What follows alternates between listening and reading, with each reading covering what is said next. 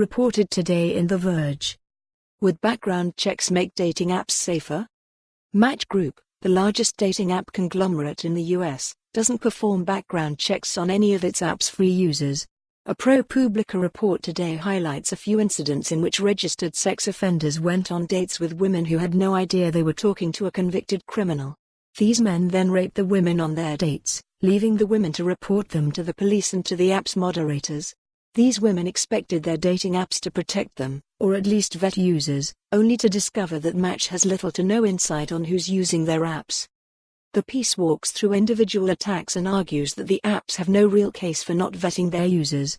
The reporting positions Match as a company interested more in scale than user protection, like many other tech companies.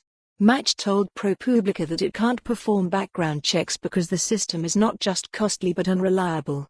A Match spokesperson told ProPublica that the government databases often rely on old photos or lack data on offenders, which doesn't help the company vet users.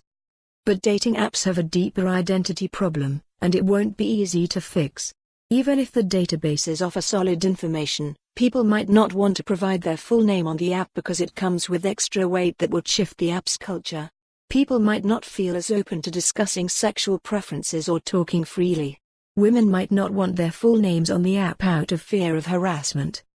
A dating app that provides full names and detailed information about users would be a monumental cultural shift for apps like Tinder that are purposely vague.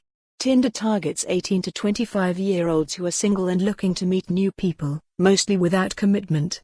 Adding last names to their profiles makes the app more serious, although the slight trade-off in culture is probably worth it to ensure everyone on the app is who they say they are. If a background check is too much work, apps could ask users to upload a photo of their ID, like Uber drivers, to verify themselves, and then require that people include their real last name on the app. This way, daters can at least Google their dates and, if they're particularly worried about sex offenders, check public databases.